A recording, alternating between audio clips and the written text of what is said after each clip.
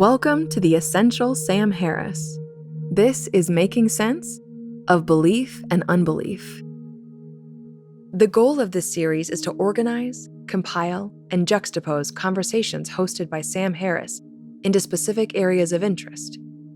This is an ongoing effort to construct a coherent overview of Sam's perspectives and arguments, the various explorations and approaches to the topic, the relevant agreements and disagreements, and the pushbacks and evolving thoughts which his guests have advanced. The purpose of these compilations is not to provide a complete picture of any issue, but to entice you to go deeper into these subjects. Along the way, we'll point you to the full episodes with each featured guest, and at the conclusion, we'll offer some reading, listening, and watching suggestions which range from fun and light to densely academic. One note to keep in mind for this series: Sam has long argued for a unity of knowledge where the barriers between fields of study are viewed as largely unhelpful artifacts of unnecessarily partitioned thought. The pursuit of wisdom and reason in one area of study naturally bleeds into and greatly affects others. You'll hear plenty of crossover into other topics as these dives into the archives unfold. And your thinking about a particular topic may shift as you realize its contingent relationships with others. In this topic, you'll hear the natural overlap with theories of moral and political philosophy, free will, artificial intelligence, consciousness, death and spirituality, and more. So, get ready. Let's make sense of belief and unbelief. If there's a central fulcrum to consider for Sam's overall interests and efforts, it may very well be this concept of belief, questioning the nature of it, considering the power of it, probing the fragility of it, exploring the absence of it, distinguishing it from other types of knowledge conjecture, and trying to describe it physiologically. We could use an examination of belief as the entryway to just about any of the episodes in the entire catalog of Making Sense. But to avoid such wayward meandering through the archives, let's take a quick look at the map that we'll be using here. We're going to start with 3 interviews of women who left faith systems under different circumstances. Each of these women are now engaged with different levels of advocacy, and all of them have their own opinions and frustrations with what they see as a cowardly or hypocritical attitude when it comes to the promotion of universal human rights and the political sanctity of religions. You'll also hear Sam's full-throated agreement on many of those observations and critiques.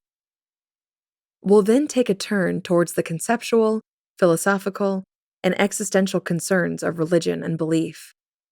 This turn will take us towards Sam's brand of atheism, which moves quickly towards his interest in selflessness and meditation, as being intertwined with what religions are claiming to have on offer. Then we'll take a step further away from the personal and let Sam and a guest play around with ideas of epistemology, or the frameworks for understanding how we know what we know. And finally, we'll come back and do something slightly different in this compilation. We'll borrow a few important moments from Sam's career which are not directly from the Making Sense archive. These will be 2 excellent audience questions from live events that echo familiar responses and concerns regarding Sam's advocacy of atheism. So let's start there briefly. Sam's atheism. We are really prisoners of literature right now. We are constrained to talk either explicitly about these books or in some vague conformity to these books. Every person in this room has more access to information and scientific knowledge and just what is now basic common sense than the authors of the Bible and the Quran.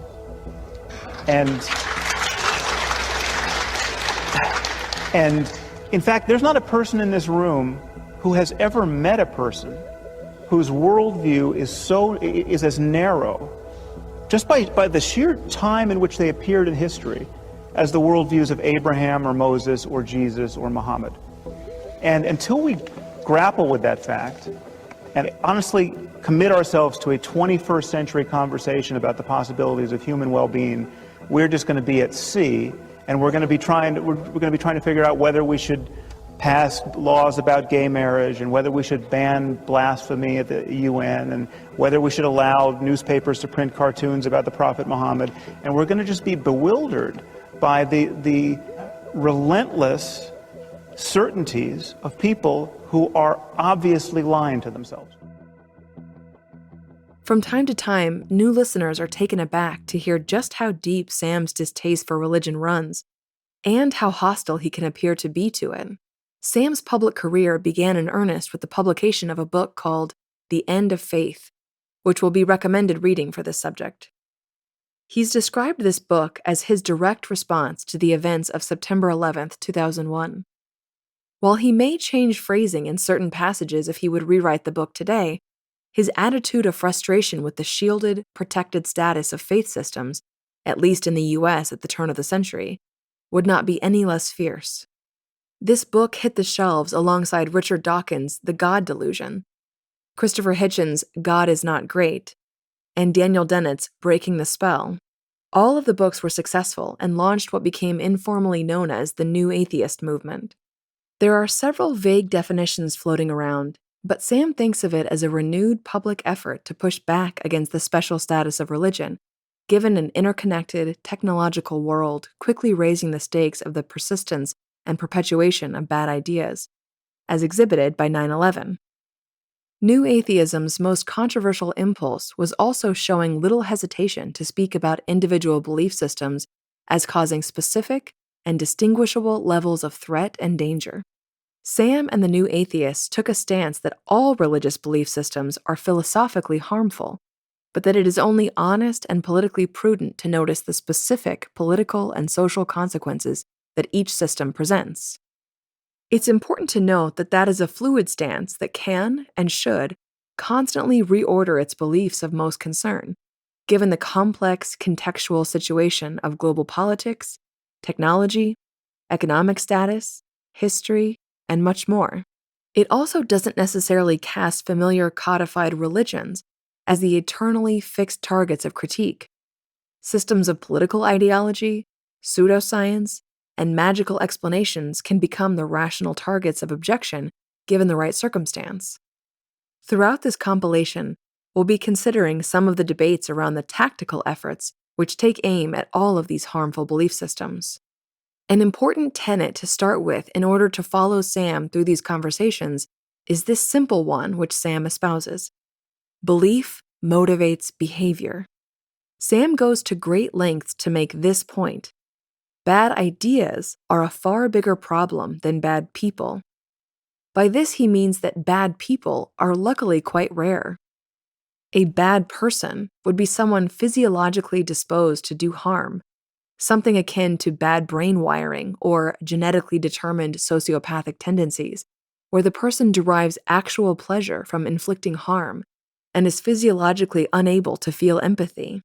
These kinds of people do exist, of course, and you should listen to our compilation on free will to understand how easy it should be to conjure an attitude of honest compassion towards them, while also safeguarding society from them. But what is overwhelmingly more common is that an otherwise perfectly good person has bad ideas which motivate his behavior, bad software running on good functional hardware. Sam points out what is simultaneously so frightening and encouraging about this fact.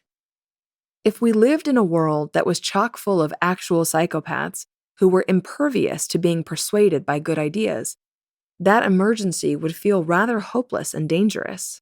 But because the mind and brain are generally open hardware systems, it matters greatly what kind of software is running on them. If we take it as a given that the vast majority of brains out there are perfectly capable of enacting good behavior, then there could scarcely be anything more important than trying to transmit good ideas to as many of them as possible. This stance motivates Sam's effort to persuade through argumentation rather than condemn and cast out. He sometimes summarizes this situation by saying that conversation and persuasion is really all we have as an alternative to violence, and we've surely had enough violence already. This doesn't discount the truth of an enormously regretful necessity of violence when the situation forces your hand. But that complicated point is best explored in our compilation on violence and pacifism. With that groundwork under us, let's go to our first clip. As we mapped out, this clip will be a personal story of shedding a religious belief system. And as we wanted to make sure to flag, it is only a very small aspect to an otherwise rich and full story. So our encouragement to seek out the full conversations after hearing these clips is especially urged here. One of the different strategies of persuasion which is sometimes deployed by someone who is convinced that religious belief is a dangerous hindrance could be called militant atheism. While none of these persuasion strategies have firmly agreed upon definitions, this concept of militant atheism might be most clearly exhibited by the work of Christopher Hitchens. He used sharp and relentless ridicule and attack aimed squarely at religious belief and institution. This attitude is certainly not for everyone, given its aggressive messaging and sometimes jeering tone. But we're about to hear someone's story that started with the intended defensive and retreating response that militant atheism can instigate, and eventually led to her taking a closer look at the charges coming her way. After failing to mount an adequate response, she was moved to reassess her belief system. This is an episode featuring Sarah Hairder.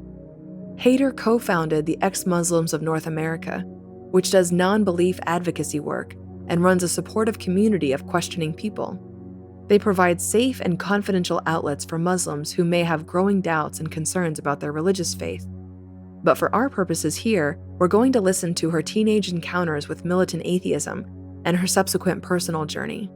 We'll also stick with her conversation with Sam to hear a bit of mutual frustration with what they describe as a liberal confusion when it comes to open criticism of otherwise illiberal ideals. In the case of this clip, they'll be discussing the hijab specifically and the clash of feminism with religious freedom. This conversation is from 2017, and there will be some political references and cultural touchstones mentioned from that news cycle. This is Sarah Hairder from episode 81, Leaving Islam. Speak for a moment about your background and just how you came to be one of the founders of Ex-Muslims of North America. Sure. So I grew up in what I would consider to be a pretty liberal Muslim family. I didn't know at the time that my upbringing was so liberal relative to other Muslims. I only found out as I began to meet other ex-Muslims about what their reality was to know how good I had it. But I grew up in a relatively liberal Muslim family, which means that they allowed me to move away for college. They allowed me to sort of be a little bit more independent than Muslims generally are. Where were you? Where were you growing up? I grew up in Texas. I was born in Pakistan, and I moved here, I think I was 7 or 8 when we immigrated to the United States. I remember the process of coming here. I remember the shock of coming to this country. I actually remember the first time I saw a woman in public whose legs were exposed. It was a flight attendant when we stopped in Europe on our way to America. And I remember the shock.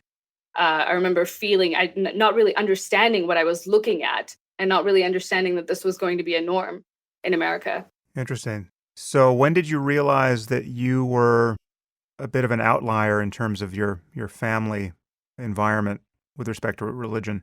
I started, well, I think most atheists would say this, and that's how I do identify as an atheist, that we were always sort of questioning. There were always sort of problems with religion, and I had them from an early age, but there was always ways for me to justify religious traditions that I may have found problematic. Until I got to be a little bit older, I was in my mid-teens when I really started looking at the religion in a really critical way. I started actually reading for myself the Quran and finding that there were problematic verses and things that didn't really make a lot of sense to me. And the more that I looked into it, the less that it made sense. And I actually encountered quite a few militant atheists, and this is why even to this day, I don't think that militant atheism is such a horrible thing, because it does push people like me to look into their faith, if only for the reasons that that we want to defend it. And that is what happened to me, that I knew some atheists, and they were, giving me some questions, some probing questions, and I wanted to be able to defend my faith. So that was one of the reasons that I looked into it with such urgency, because I wanted to be able to defend it, and I found that there really wasn't much there for me to defend. Were these ex-Muslims or were these Westerners? Oh, these were Westerners. These were people who came from a Christian background and then left their faith, and then started pointing out the problems within Islam to me. And of course, I was offended. So this is, something that people talk about a lot, that Muslims are offended when you talk about their faith in a critical way, and that's to be expected. And I was offended. I remember being offended, but that offense, it doesn't really mean anything. And in the longer arc of what we're talking about, which is truth. And of course, people will be offended if you talk about something that they hold so dear. But it did push me to look into religion. Well, the offense is really a symptom of not having an argument. I don't get offended if someone claims that my deeply cherished mathematical beliefs or historical beliefs are false, because either they have an argument or they don't, and just offense never enters into it. The fact that we're in the territory where someone only has their offense to wield shows that there's a problem intellectually. That's probably a part of it. At that time, when I was first being confronted with the problematic verse of the Quran, I didn't know it was possible. That seems ridiculous, and as I'm saying it, it sounds ridiculous. But I remember at that time not knowing.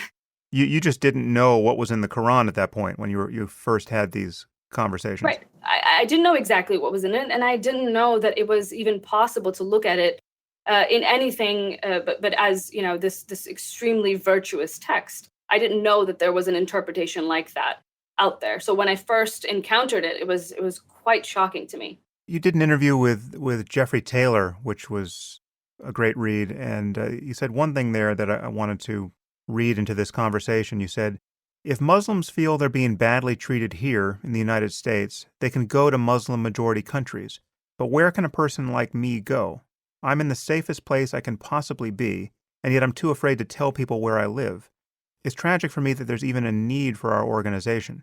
And that really does expose just how unique a position it is to be an ex-Muslim. You are in the safest place in the world to be if you're a Muslim, even, really. I mean, we can talk about the problem of anti-Muslim bigotry, but I think it is safe to say that most Muslims are safer in the U.S. than they are in most Muslim-majority countries, given how unstable and sectarian those tend to be.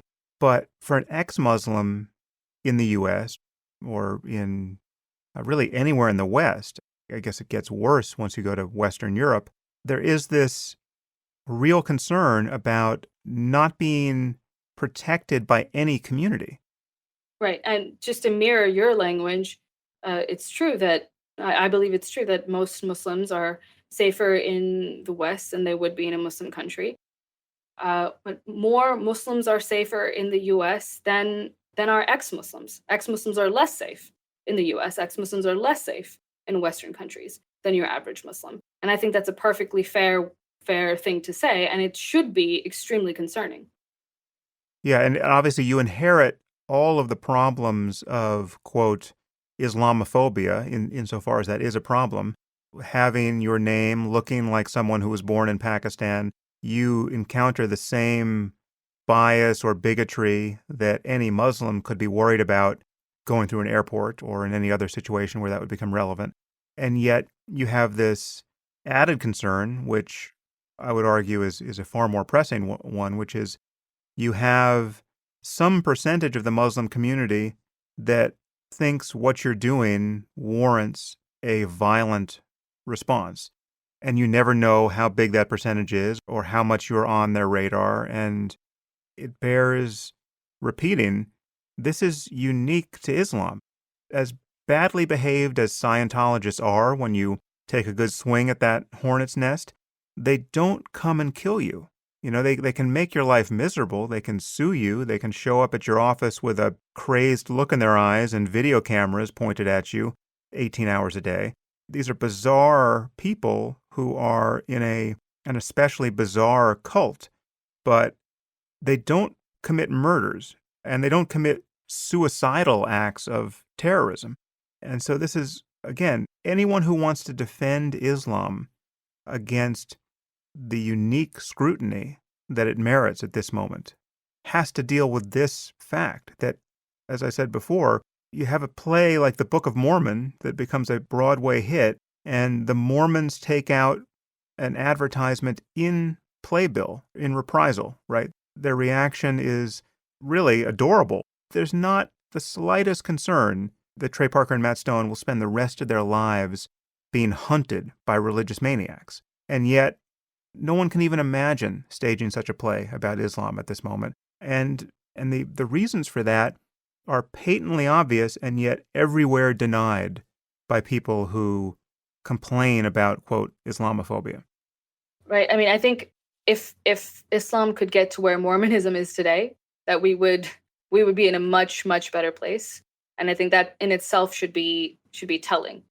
The hijab is a good way to illustrate the extent to which liberals are confused about this issue, because as you pointed out, it's ridiculous to see the poster, I think Shepard Fairey poster of a woman in a hijab as part of the Women's March.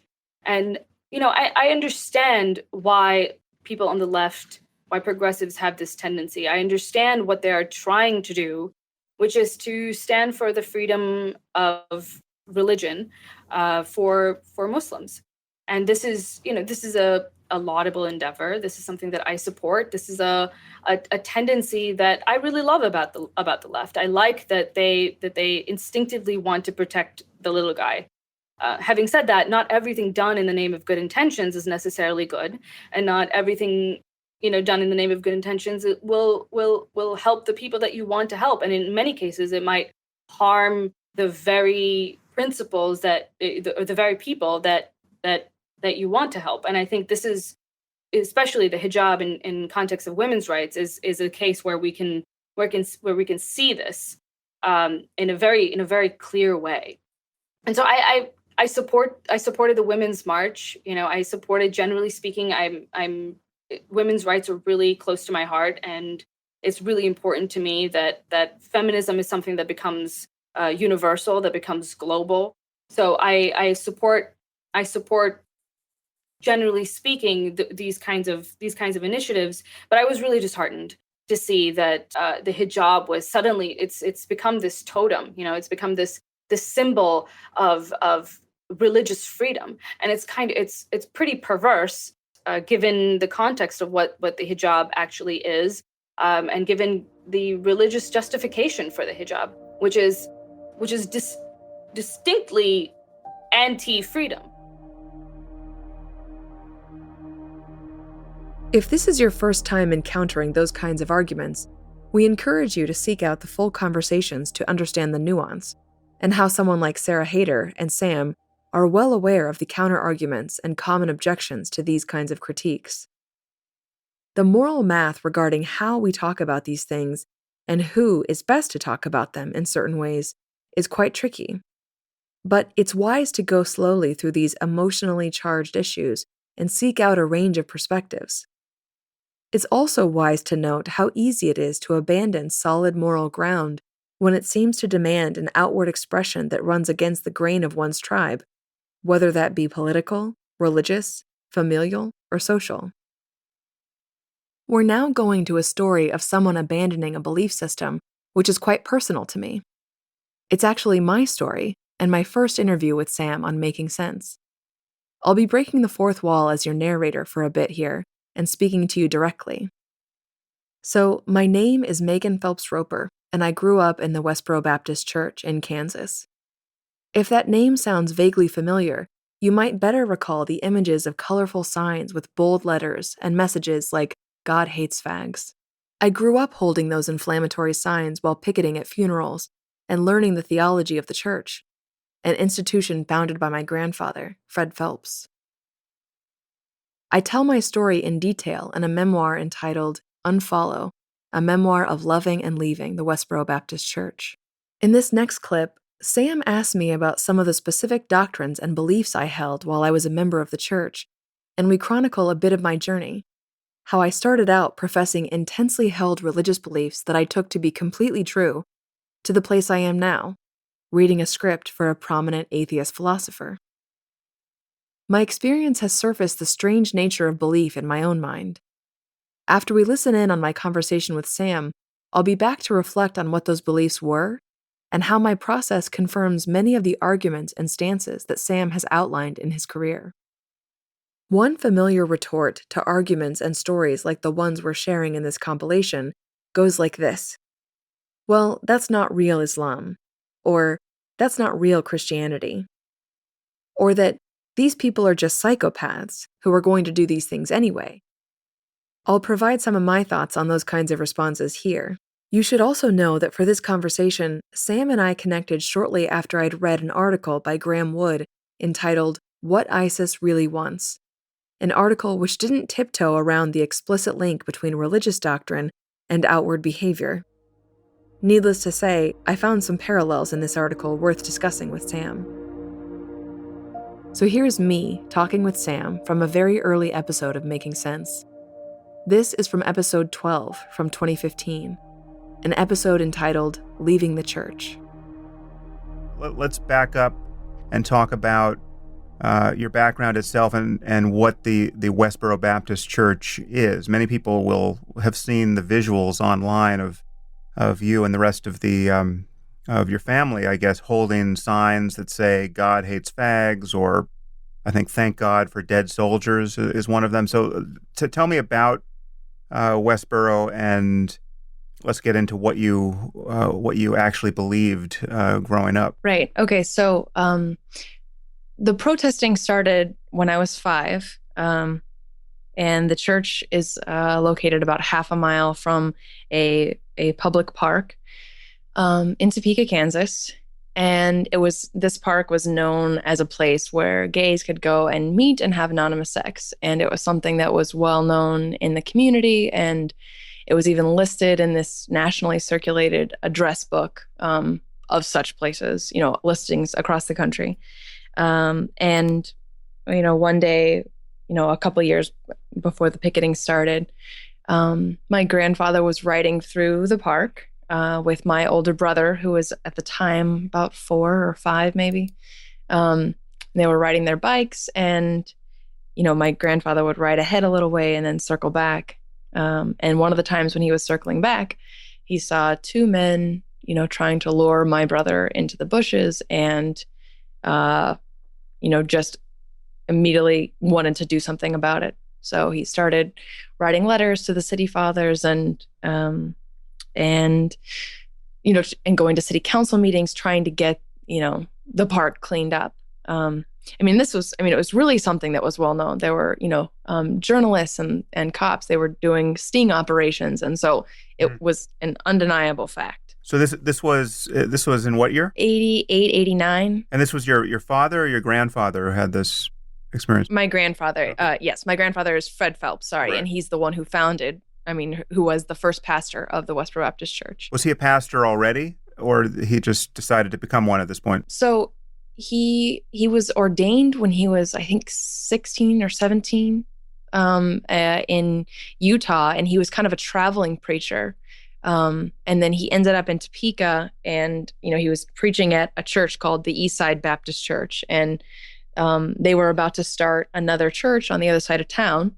And they asked him to stay and be the pastor. So that's how he ended up in Topeka at this church. Was he already someone, he had to have already been someone who was quite fundamentalist in his belief anyway, right? Or was this a formative moment for him? So the church actually started in 1955. So he had been a preacher for some time before this incident. And his views over the years had gotten, further and further away from the mainstream. And so when this happened, and, he spent, I think it was about a year, maybe more than a year, trying to get the city to do something about it. And he said, okay, well, I'm going to do something about this myself. So that's when the picketing actually started. And it was just relatively innocuous signs like, watch your kids, gays troll this park, gays are in the restrooms and, things like that. And the response, from the community, other churches started coming out to counter protests saying things like God's love speaks loudest. There was a huge contingent of protesters counter protesters from KU, which is about half an hour away from the church. And so and it started. There wasn't much about God initially, but then when these churches started to counter protest, they were like, well, the Bible does say things about gays, and it's not good, and we are a church, and we have to address this issue. So that's how it initially got started. And then over the years, it just got more and more extreme. So first, gays were the target. And then it was churches for supporting gays and otherwise, not following what my grandfather and the church members believed. They weren't following what the Bible said, not just about gays, but about, premarital sex and divorce and remarriage and adultery. And then pretty quickly, the funeral protesting started. They were protesting funerals of gay people who had died of AIDS. And it was partly an attention-getting mechanism, but it was never just to get attention. I remember, and this is something that a lot of people, have charged the church with. Yes, they're not really Christian. They don't really follow the Bible. Here, look, they ignore this verse and this verse. But I remember listening to my grandfather in an interview a few years ago, and the reporter said, some people say that you're just doing these things to get attention.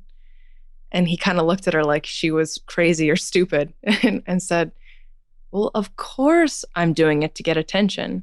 How can I preach to these people if I don't have their attention? The charge that things are done just to get attention usually carries with it the insinuation that people don't really believe what they say they believe, that these expressions of hatred are just meant to be inflammatory but aren't necessarily an honest statement of one's outlook. Was there any distance between what you and the rest of the family believed and what you were saying publicly, or were you just simply giving voice to your actual worldview? No, we were just giving voice to our actual worldview. I mean, my family didn't come to the table with hatred for LGBT people, and then look to the Bible to justify that hatred, which is a common charge. They read, if a man also lie with mankind as he lieth with a woman, both of them have committed abomination. They shall surely be put to death. Their blood shall be upon them. And walked away from that with, and not just that verse, but lots of other ones. They walked away from that with God hates fags and supporting the death penalty for gays. And to categorically deny a connection between those words from Leviticus and our beliefs, to say that we read into the text what we wanted to see, is I think to be blind to the nearly all-encompassing power of that sort of blinding faith. And it's that's why it was such almost a relief to read in Graham Wood's article to say that ISIS is Islamic, very Islamic. It's not a matter of ISIS being representative of Muslims as a whole. It's a matter of them drawing inspiration from the text. Yeah. And the church and your grandfather are sometimes mentioned in this connection. So what I find as someone who criticizes the link between religious belief, in this case, Muslim jihadist ideas, and a phenomenon like ISIS, I find that people who don't like that connection very much will say, well, we have our extremists. We have the Westboro Baptist Church. Now, it's always a frustrating thing to hear, as though what your family has done is in any way analogous to what is happening throughout much of the Muslim world, and in particular in Syria and Iraq right now. But your family's church is often held out as the most extreme variant of Christianity in the West, and in particular in the U.S. I'm wondering if that's true. I actually don't. I'd like to just find out precisely what you believed on other topics. So, what are other killing offenses? What would you, or what else would your grandfather pull out of Leviticus as actionable? I might say adultery, but we never. This was one of the things that. So I had Okay, for one, they're not actually trying to institute a theocracy. They don't believe that the United States. They believe that the world is going to end and that only a tiny remnant of humanity, which is to say the church itself, but only the true the elect of God. So they're not trying to actually change the laws. They're not actually trying to make anything happen with the government. They don't believe it's possible, and so it's not something that they pursue. But that question about death penalty for fags, that was the very first point, the very first real question that I had about our theology. When I say question, I mean doubt. The first thing I realized that we were wrong about, and it came from a conversation with a Jewish guy on Twitter. Mm-hmm.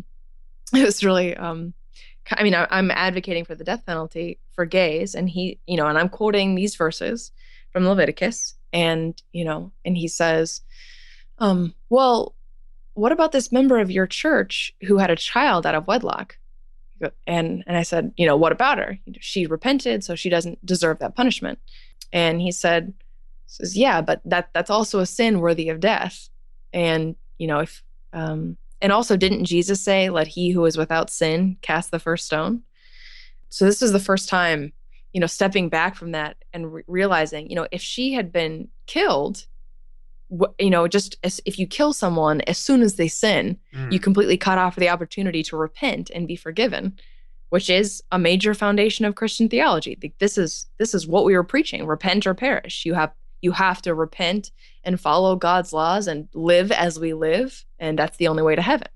And then for him to say that, quoting Jesus, "Let he who is without sin cast the first stone," I realized, because we would always answer that quote, because people would throw that in our face all the time.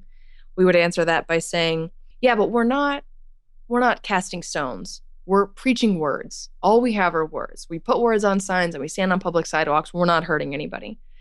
But we were advocating for the government to kill people. And what was Jesus talking about about there, if not the death penalty? So, I take that to, my mom and a few other people in the church, and was just immediately shut down. It's like, no, Leviticus calls for the death penalty. If that penalty was good enough for God, then it's good enough for us. Romans 1 says that gays are worthy of death, and so are their enablers. No. So what did your mom say about the analogy to the other member of your family who had a child out of wedlock? That I was getting wrapped around an axle. Like, oh, it's just not this an important piece of theology, or that the point is they're not going to do it. That's what she said. And I remember thinking, like, well, yeah, but if we're going to use this as a litmus test, the fact that, instituting death penalty, since Jesus said, let he who is without sin cast the first stone, shouldn't the litmus test be the other direction? Shouldn't the fact that we don't do that be, showing that we're obedient to God and such? Yeah. So, well, one thing that I think we should flag here is that it's often believed on the atheist, secularist, rationalist side of the conversation that you just can't reason people out of their heartfelt religious convictions, because there's this meme that has gone around, often attributed to someone like Mark Twain. I don't know who actually said it, but the idea is that if you can't reason somebody out of something they didn't reason themselves into, and but it's clearly not true. And anyone who's actually been in dialogue with many people like yourself over the years knows it's not true. Is your effort to make your beliefs self-consistent, and this person on Twitter pointing out a logical contradiction in your beliefs was an entering wedge for you, which ultimately separated you from these ideas that had been drummed into you. So I want to get into what you now believe in a minute, but I want to linger for a moment. In 2019, I spoke with Sam on Making Sense again, around the time of the release of my book. The way I now conceive of those old beliefs is something like this. They made complete sense to me at the time, within a context of assumptions that I took to be unquestionable. Specifically, that the Bible was literally true and that the interpretation by the Westboro Baptist Church was completely accurate. I took those claims about reality as givens, and I was operating in a world where they were solid facts. Sam's reflection that bad ideas are a much bigger problem than bad people resonates deeply with me. With the rules of the world that I assumed myself to be in, I had all good intentions and was trying my utmost to be a good person. This may seem like an odd claim, given how hateful my behavior appears from the outside, and it's challenging for some people to fully comprehend. When I revisit my behavior, I fully understand that I did not have a broken brain that was causing my actions, and my family members who were behaving in similar ways, nearly all of them continuing with that behavior still, also don't have broken brains. There is an unignorable, determinative variable causing that behavior, and it's their belief about reality. Now, of course, that belief is not the only variable resulting in their behavior. There are many complex psychological factors on the table. Things like loyalty to family, fear of ostracization, financial dependency, reactionary personalities, and so much more. But Sam emphasizes and insists that belief, and specific beliefs, must be acknowledged as causes of specific outward behavior. While this may seem uncontroversial and obvious, the implications have become politically radioactive given the tension with competing principles like tolerance of other cultures, ideas, belief systems, and identities. Before I build the fourth wall again and morph back from included guest to narrator, I want to underline a contrast between my shedding of belief with Sarah Hairder's. It's hard to know what other collisions with criticism and challenge to my beliefs would have resulted in, but what ended up pushing me to a close examination and eventual collapse of the first principle claims I held was not so much an aggressive, militant atheism approach with mockery and insult, but rather a steady, prolonged conversation and exposure to very patient conversation partners. Many of those conversations happened on Twitter. We have a compilation dedicated to Sam's interest in social media, which we recommend in light of the unique role that plays in my story. But now, let's go to another personal account of someone leaving a faith system.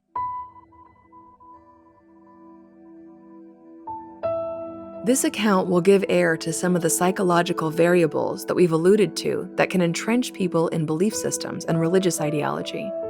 This guest's reconsideration of her belief system is absent the encounters with teenage militant atheists or patient, logical deliberations conducted on social media, but is instead interwoven with familial complexities, insecurities, fears, and abuses.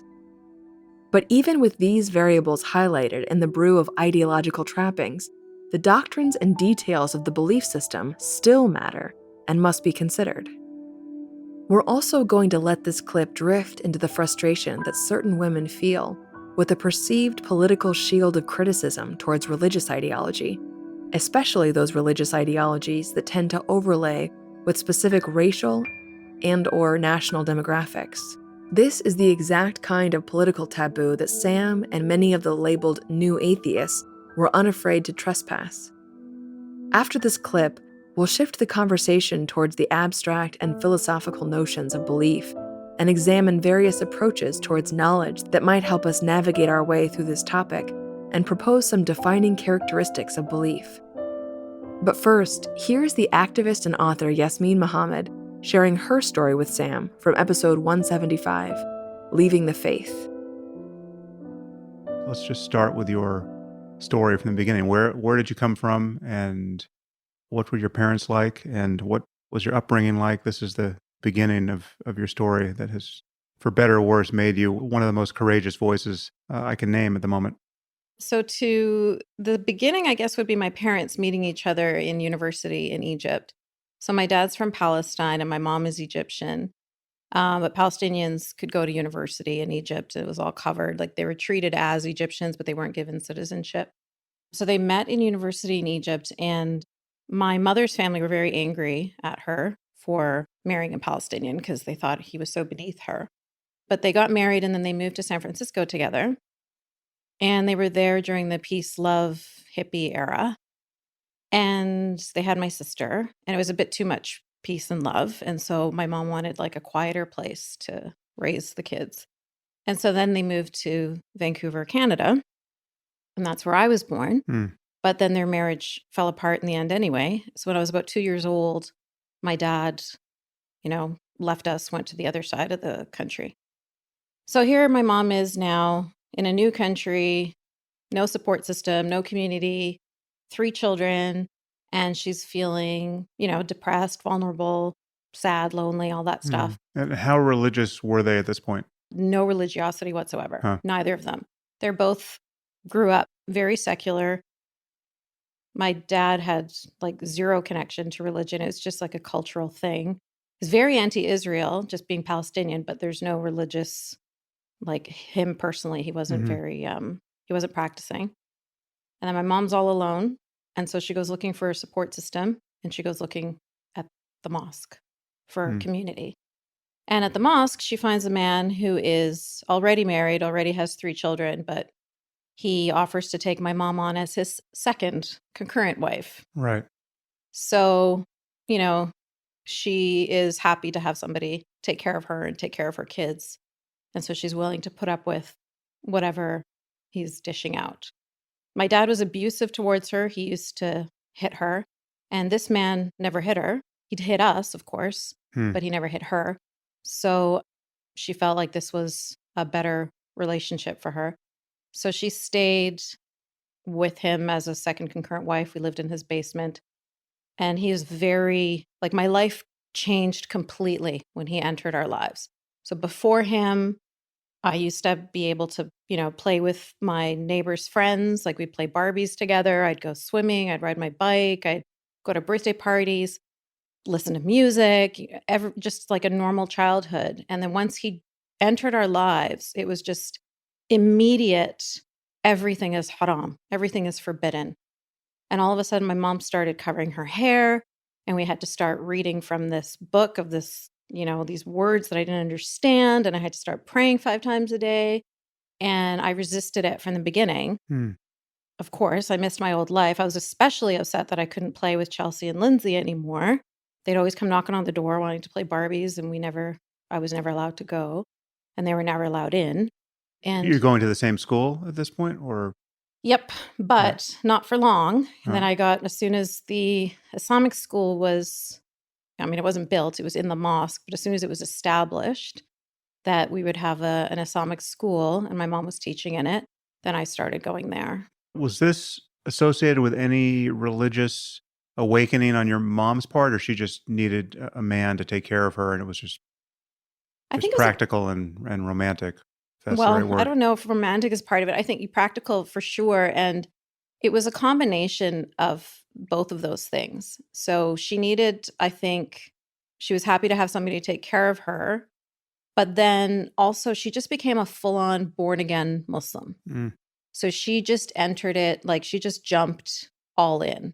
It was never, if you see her wedding photos, she looked like a Bond girl, like short wedding dress, big, huge beehive. There was a belly dancer at her wedding. And to go from that to the woman that raised me that I remember is just a pretty shocking difference. And I used to always, resent that. I'd be like, how come you got freedom? How come you got to live like this? Look at your pictures when you were a kid. How come I don't get that life? And she'd say, because my parents didn't know any better. And I'm raising you better, and you're going to be a better person, and you're going to go to heaven. And my parents did the best they could, but they were wrong. And so how old are you when you're expressing these doubts or? Well, I was about 6 years old when he entered our life. And I resisted all the way up at probably about 9 years old is when I stopped, because that's when the hijab was put on me and I started going to Islamic school, and it was just too much. So you can't really fight anymore when everything in your life is, pushing you in one direction. You just, succumb, especially when you're a kid. But according to my mom, I was never, good enough. The devil was always whispering in my ear and making me question. I always asked questions, right? Like, if Allah created everything, who created Allah and stuff like that? And like, how could I even? These are such blasphemous, if Adam and Eve are, the parents of all people, are we all children of incest? So these basic Yeah. questions of, that a kid would ask, I'd get Right. in trouble for them. So was there any point where you just went hook, line, and sinker and fully adopted the worldview without doubt? Did you always have some doubt humming in the background? The doubt humming in the background finally went quiet once I was forced into the marriage with Hassam. So Okay. once I married him and I wore niqab, so that's like full face covering, the gloves, everything, I was so diminished that I didn't have anything left. There was, and I also kind of made the conscious decision that, I was desperate for my mom's love and approval. My sister was always the good girl that always listened and never questioned, Hmm. and I wanted that. I wanted to have, that relationship with my mom. So she kept on pressuring me to marry this man, and I eventually gave in because I thought, you know what, maybe she'll actually love me if I follow what she wants me to do. I'll marry the man she tells me to marry. I'll do everything the way she says to do it. I've been fighting against this my whole life.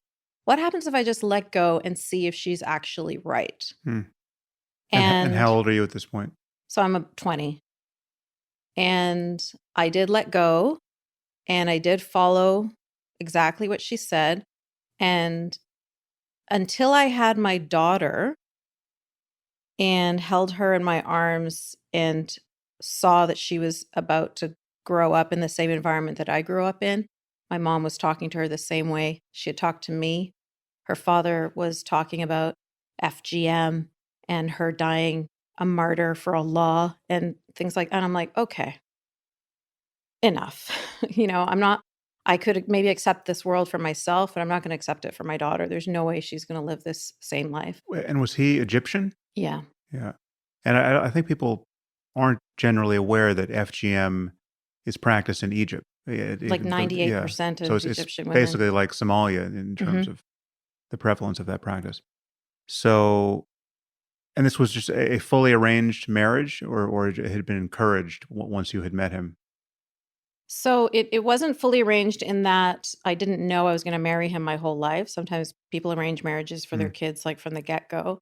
But it was definitely a forced marriage, which is a very common thing in the Arab world. So it's like, this is the man we want you to marry. And then you basically just get introduced to him. And the woman doesn't need to consent. Like in Islam, it says silence is consent. So if you just sit there and cry, it's like, okay, we're good. Yeah. You're now, that's like saying I do. And so it was, you get pressured into it in the same way you get pressured into everything else. So it's just like wearing the hijab, and you get given two choices. Like, do you want to go to heaven or do you want to go to hell? Do you want to be a good, pure, clean girl, or do you want to be a filthy whore? Like, these are your choices. Make the right choice. So forcing you into a marriage is similar kind of coercion. So it would be things like, there's a hadith that says, heaven is at the feet of your mothers. So your mother gets to decide whether you're going to go to heaven or not. So this was the one that was used all the time. And it's a very dangerous weapon for an abusive mother to have. So she would use that one. She'd say, you're never going to go to heaven unless I approve you to enter heaven. And if you don't marry this man, you will never go to heaven. You will burn in hell for eternity. And you will suffer here on earth because you are no longer my daughter. I want nothing to do with you. I won't even allow you to come to my funeral because I don't, like, as far as anyone is concerned, you're no longer my family. And then when you die, you'll burn in hell for eternity. So go ahead and make the choice. Yeah. Yeah. So, and you're wearing the niqab at this point? At what point Yeah. did that happen? Hijab was at 9 years old, as far as I could remember. Yeah. And then once I was engaged to him, started wearing the niqab. He got it all delivered from Saudi Arabia. And that really helps in dehumanizing you. That really helps in turning me into a nothing that he can control very easily. It just suppresses your humanity entirely. It's like a portable sensory deprivation chamber.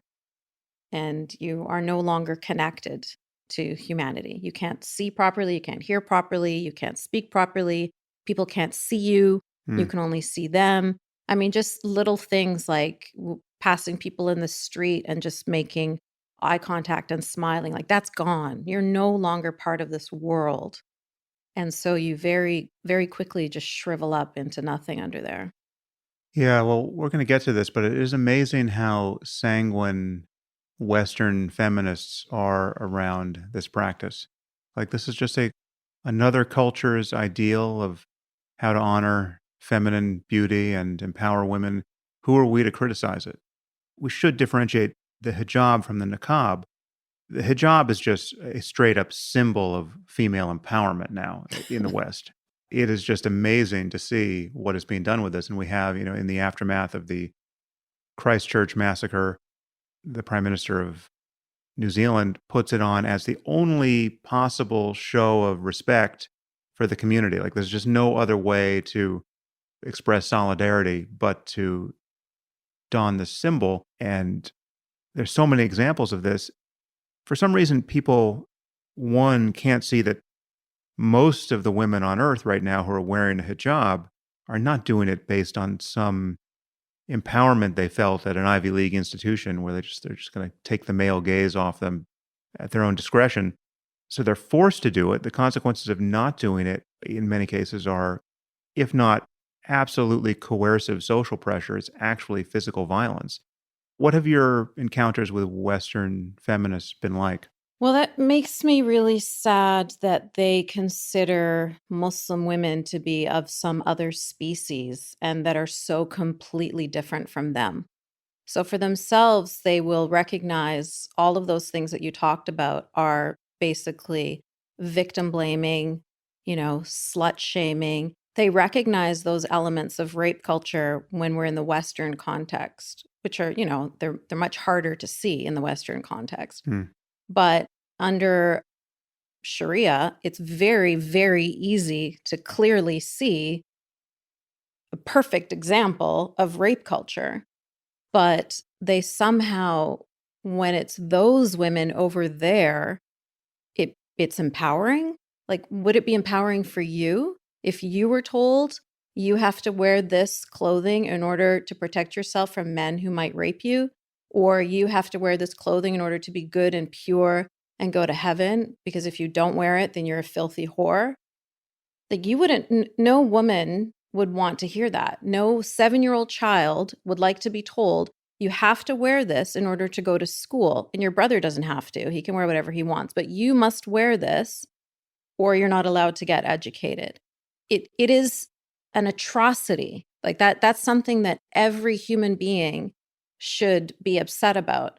And the fact that they think that it's okay for those humans over there, but not for us, is the part that really upsets me. Yeah.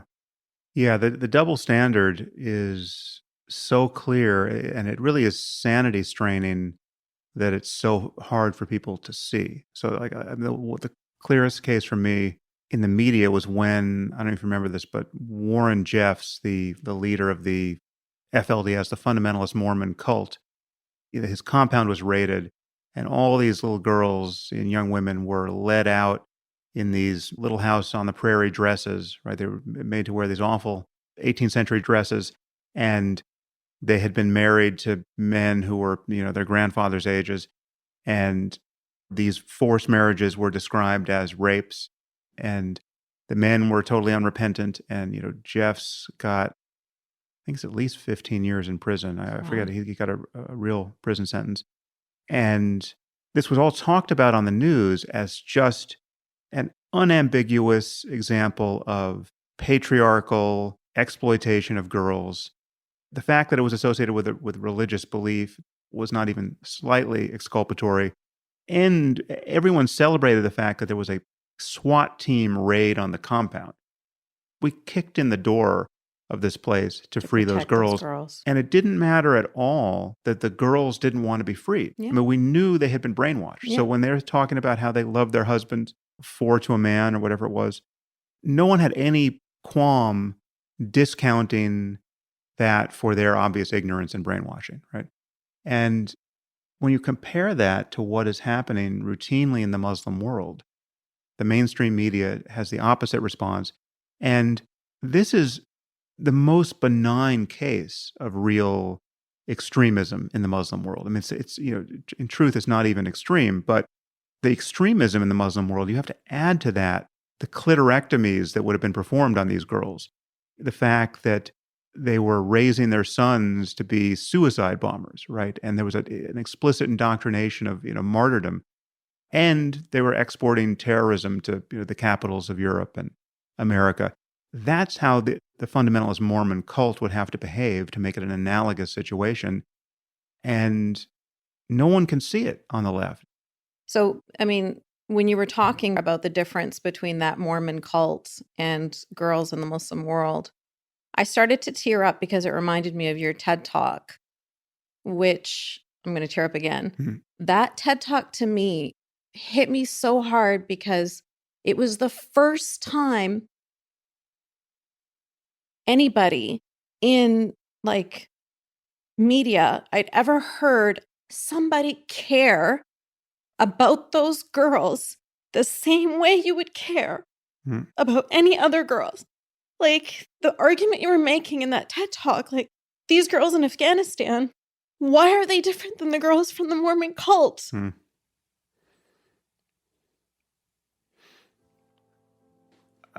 Sorry, Sam. Yeah, no, that's great. That TED Talk was like, yeah.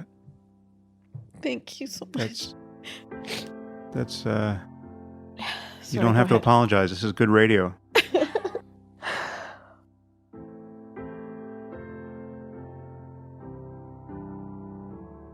At the end of that clip, you heard Yasmine make reference to a TED Talk that Sam delivered.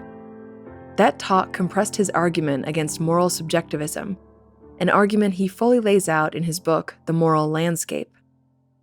That topic is explored deeply in our compilation on morality, but you can appreciate how intimately it's related to the delicate issue of belief.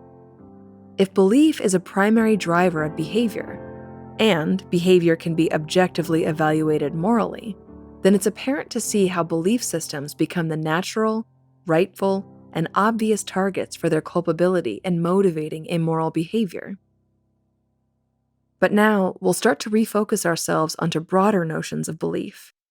If you're new to Sam Harris and a bit taken aback to hear how strongly he argues against religion, this next clip is a very important one to pay attention to. Sam is certainly a strident atheist, though he isn't even convinced about the political expediency of using the term atheist. We'll use the term atheist here, with the caveat that Sam is wary of the tendency of labels to generate unhealthy tribalism, and that he sees the description of atheism as the rejection of an epistemology leaning upon faith and unfalsifiable conjecture, which is too broad of a category anyway. But this observation also points to one of Sam's most important admissions of the work laid out before atheism, which we'll save for our final clips in this compilation. Let's first take a moment to comment on the communicative strategies of atheists. Some atheists can take an aggressive approach that unmercifully goes after all faith-based epistemologies equally, from the familiar codified and established religious institutions to fringe, seemingly inconsequential superstitious habits. For these atheists, a direct offensive against all religions, sometimes using mockery, insult, wit, and outrage, is defended as a necessary political tactic designed to draw attention to the harms inflicted by their denizens and supporters. Sam may flirt with and has engaged in those tactics at different points in his career, but for the most part, he's careful to underline just why he takes such umbrage with religion. Sam is quick to distinguish himself from more sledgehammer-wielding atheists by insisting that the proclaimed experiential aims of religions are perhaps the most important human experiences possible, and that some of the methodologies they use to urge people to arrive at those mental states are, at least superficially, profound and beautiful. To explain what he means and hear him deflect some common criticism which he insists is unfair, let's quickly read from an essay of Sam's from 2013, which he titled Islam and the Misuse of Ecstasy. Allahu Akbar, Allahu Akbar. Sam writes, "Let me say a few things that will most likely surprise many of my readers. Despite my antipathy for the doctrine of Islam, I think the Muslim call to prayer is one of the most beautiful sounds on earth. Take a moment to listen. أشهد أن لا إله إلا الله. أشهد I find this ritual deeply moving, and I am prepared to say that if you don't, you are missing something. At a minimum, you are failing to understand how devout Muslims feel when they hear this. I think everything about the call to prayer is glorious, apart from the fact that, judging by the contents of the Quran, the God we are being asked to supplicate is evil and almost surely fictional. Nevertheless, if this same mode of worship were directed at the beauty of the cosmos and the mystery of consciousness, few things would please me more than a minaret at dawn. I also have no problem with spiritual devotion, ecstasy, and awe. In fact, I think they are among the most important experiences a human being can have. I just object to the incredible ideas that surround such experiences in every church, synagogue, and mosque. I also worry that certain religious beliefs make devotion, ecstasy, and awe both divisive and dangerous. Again, my tolerance for difference is much higher than my critics understand. I'm not a scared white guy who is put off by the howls of the natives. In fact, I've done a fair amount of howling with the natives myself. I know what these people are experiencing, and I value many of the same experiences. This empathetic theme in Sam's critique of religion will become more apparent as we move through these clips.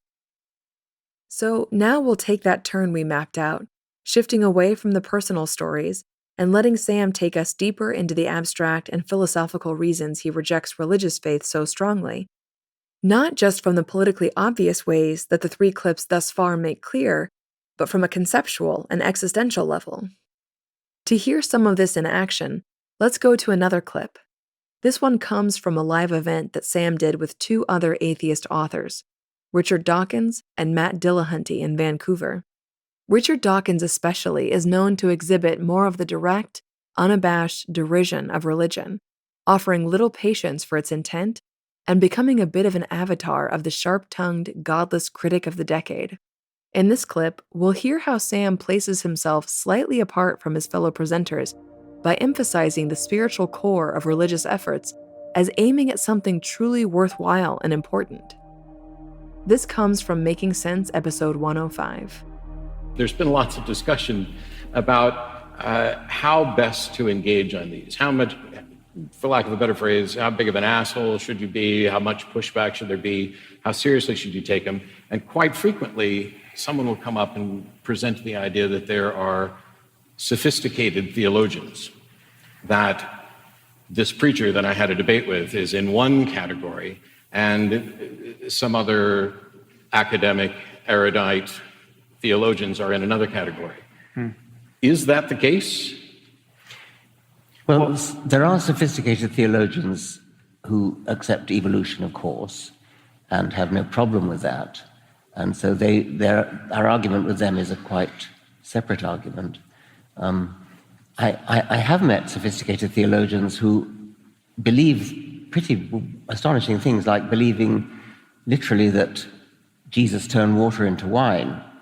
And I thought sophisticated theologians had written all that stuff off and said, oh no, that's just metaphor, that's just a nice story, we don't really believe that anymore. But I have spoken to very, very highly qualified, sophisticated theologians, highly educated. They accept evolution totally, but yet they think Jesus turned water into wine and walked on water and rose from the dead and was born of a virgin. All very unscientific ideas, and still they call themselves sophisticated theologians. Well, first we should acknowledge that sophistication is better insofar as it means moderation and less of a commitment to the most dangerous ideas. But my problem with so-called sophisticated theology is that no one ever admits where the sophistication is coming from. It's coming from a loss of faith in specific doctrines. I mean, it's getting hammered into them from the outside. So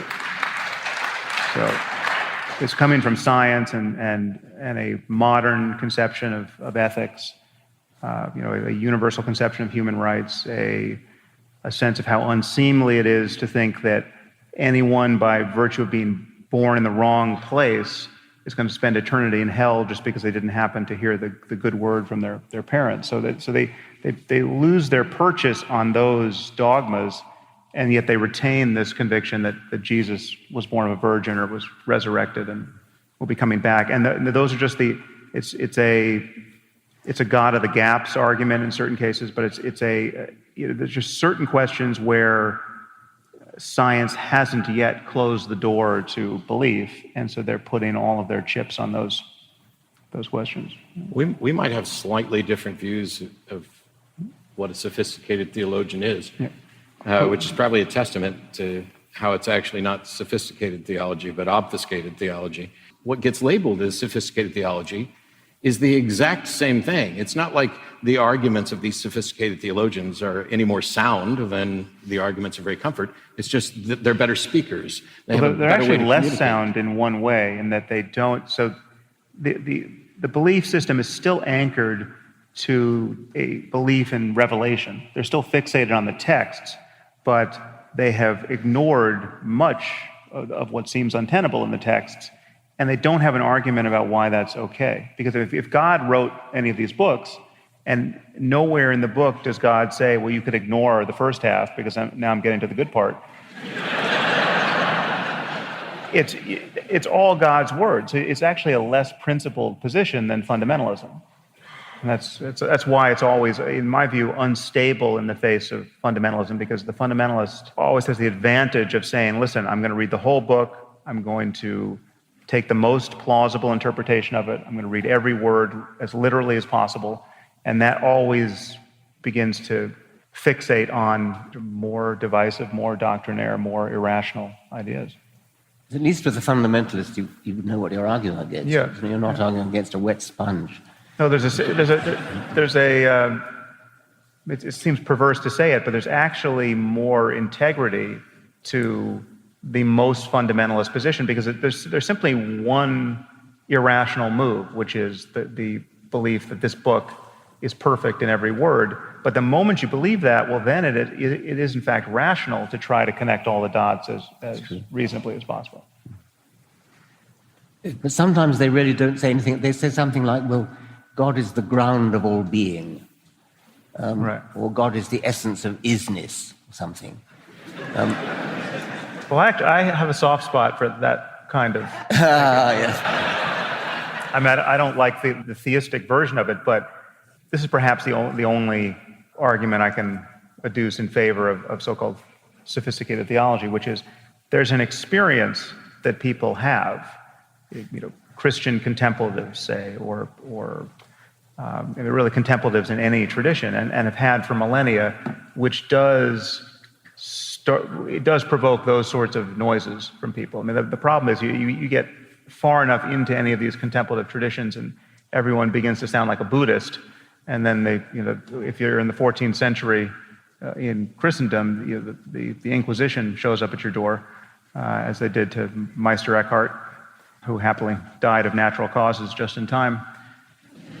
But there's an experience that people have of losing their sense of self, say, and feeling at one with the universe or the world, or having some kind of ethical, just a full ethical reboot of their hard drive where they feel love that they didn't know was possible, right? A kind of self-transcending love. Yeah, I'd enjoy that, I think. There, you begin to hear Sam move swiftly from arguments against the existence of God into his interest in the self, meditation, consciousness, and many other topics which, in some atheistic circles, get dismissed as pseudo-religious endeavors which are beside the point of the immediate threat of religious devotion in the world.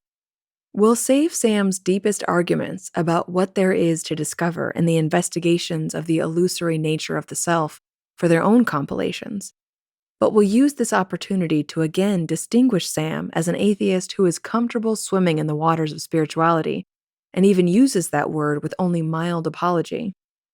In fact, his book, Waking Up, brandishes the subtitle, A Guide to Spirituality Without Religion, and he devotes the first few pages to having that word, spirituality, on the cover. He describes his fruitless search for a word which truly points to the deep kinds of experiences that he has in mind, which are not only real, but of supreme importance to an inner life worth seeking. After trying out words like contemplative, transcendental, mystical, and boundless, Sam dragged himself back to the word spiritual, a word that invokes the metaphysical impossibility of a spirit as its root, something that seems to fly in the face of an atheist. But this word is something that Sam wears comfortably enough, and when properly understood, it also informs a reader or listener as to just why he is so repelled and dismayed by the religious tendency to co-opt any inner feeling like this and cast it as a religious experience. This, more than anything else, looks to Sam like an act of deceitful religious fraud and theft of something more fully and deeply achieved by secular means. But of course, the role that communal experience and simultaneous collective participation plays gives the historical established religious institutions a strange advantage and a stubbornly persuasive argument for their place in the world, even a world which subscribes more loosely to their professed doctrines. But we'll save that consideration for our outro. We're now going to continue on our map into the realm of epistemology. This next clip is from one of Sam's most famous and, depending on who you ask, most frustrating episodes of Making Sense. We're going to listen to some of Sam's first conversation with the controversial and now very popular author, speaker, and psychologist, Jordan Peterson. This full episode runs about 2 hours, and Sam didn't even get past the first item on his agenda for the conversation because the two men get stuck on the concept of truth, and they don't budge from it until they run out of energy. Some listeners found this exasperating, while others loved the philosophical wrestling match, even without a referee. One of the persistent challenges to atheism comes in the form of a claim like this: if there is no God, then there is no moral order, and there's no way to determine right and wrong. Peterson presents a more sophisticated version of this argument with his representation of pragmatism. As the name suggests, this is a philosophy of truth that centers around how useful and evolutionarily successful an idea is to determine how much truth it contains. We'll have to briefly import a core concept of the philosophy of morality into this discussion to prepare you for the clip. The philosopher David Hume once famously reasoned that one cannot get an ought from an is. Or in other words, there is no description of the way the universe is that tells us how the universe ought to be.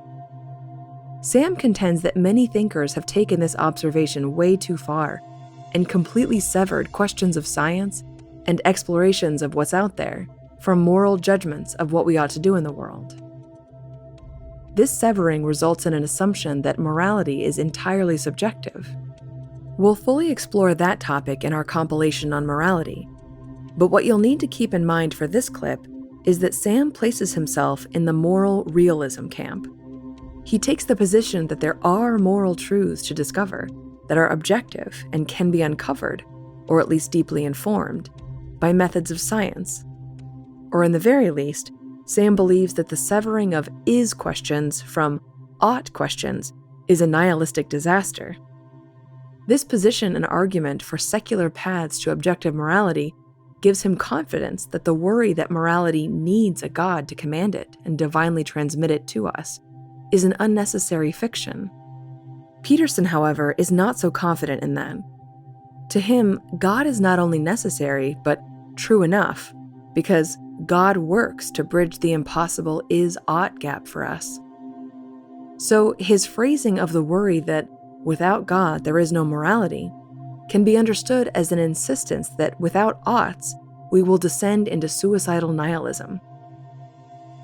In this regard, he and Sam might agree, but Peterson suggests that the only way to have oughts is not through the pursuit of ises, as Sam would advocate, but to cling to God as the definer of those oughts, and to use his brand of pragmatism to label that idea as true enough to be considered true, since it's worked for so long, as evidenced by the survival of the species. As you'll soon hear, Sam is no fan of using the word truth in this way, and he remains entirely unconvinced of the necessity or philosophical robustness of that framework. So, hopefully that helps as we listen in on this clip that continues to dance towards and around the notion of truth and belief. Some listeners loved this episode, while others found it to be frustrating and impenetrable. See what you think about truth, belief, unbelief, and religion as we listen in on Making Sense episode 62, What is True?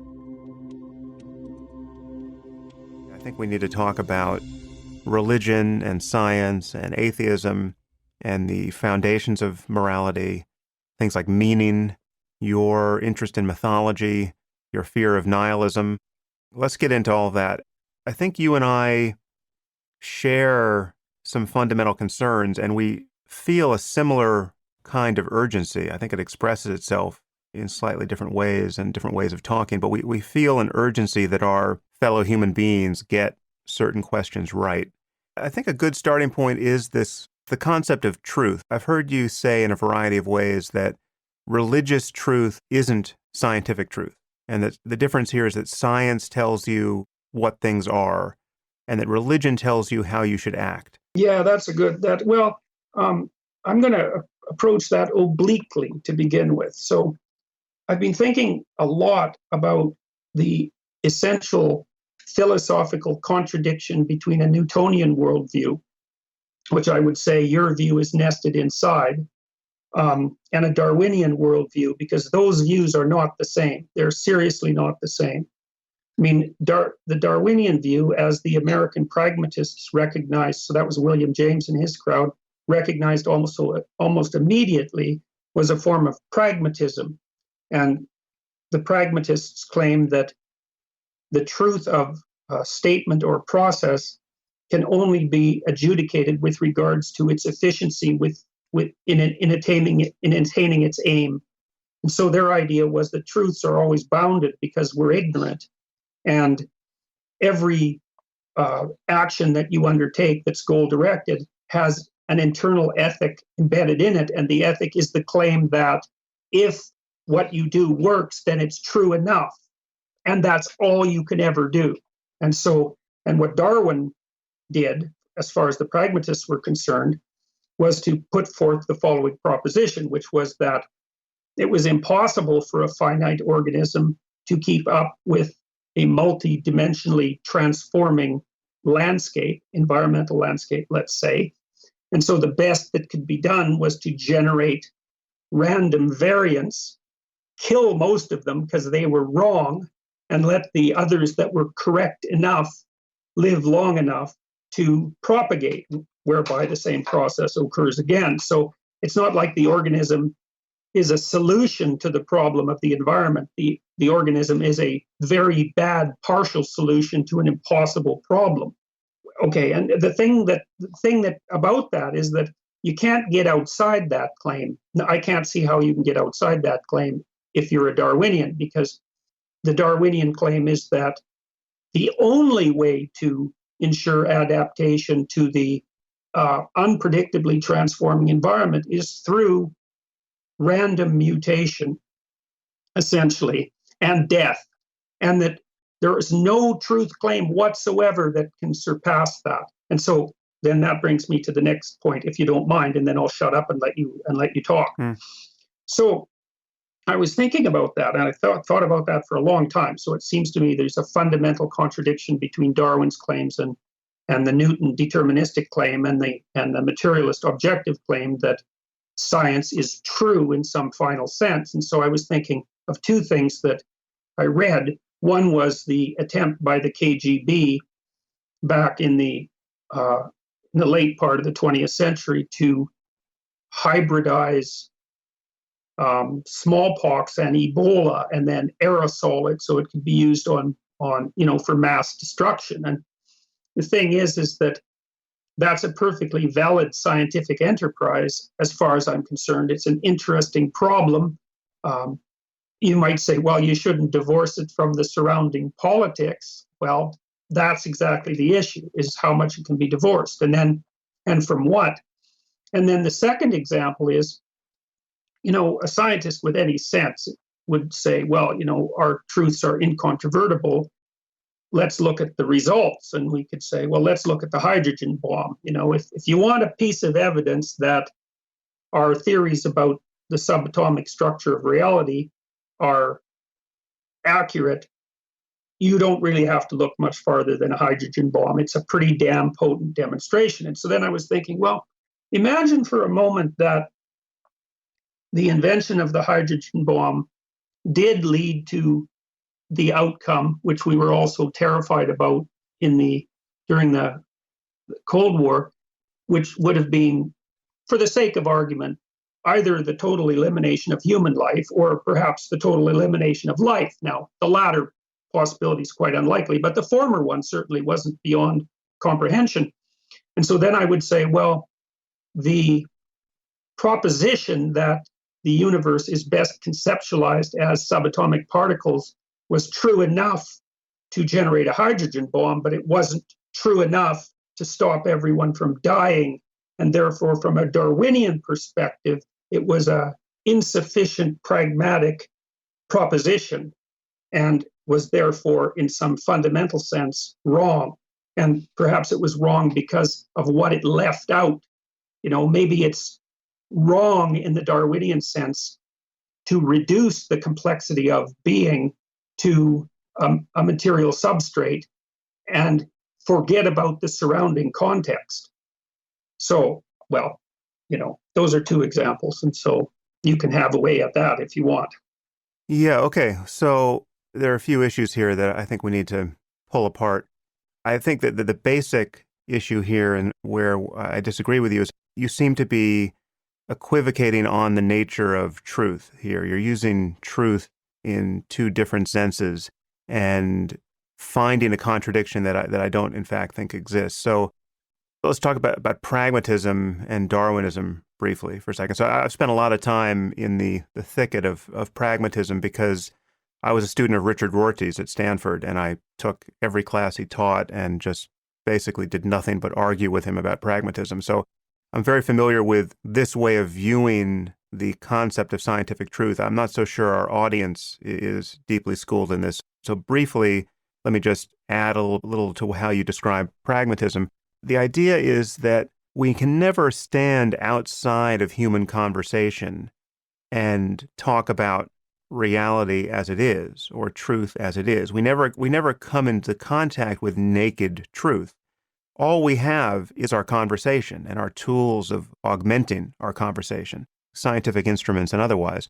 And all we really have, the currency of truth, is whatever successfully passes muster in a conversation. So I say something that I think is true, and it seems to work for you. We're playing a similar language game, and some people disagree. They criticize what we are claiming to be true, and we go back and forth. And all we ever have is this kind of ever-expanding horizon line of successful conversations that allow us to do things technologically that are very persuasive. So as you say, we can build hydrogen bombs. And so the conversation about the structure of the atom, at the very least, the conversation about the amount of energy hidden in the otherwise nebulous structure of an atom, that becomes, very well grounded in facts that we all can agree are intersubjectively true.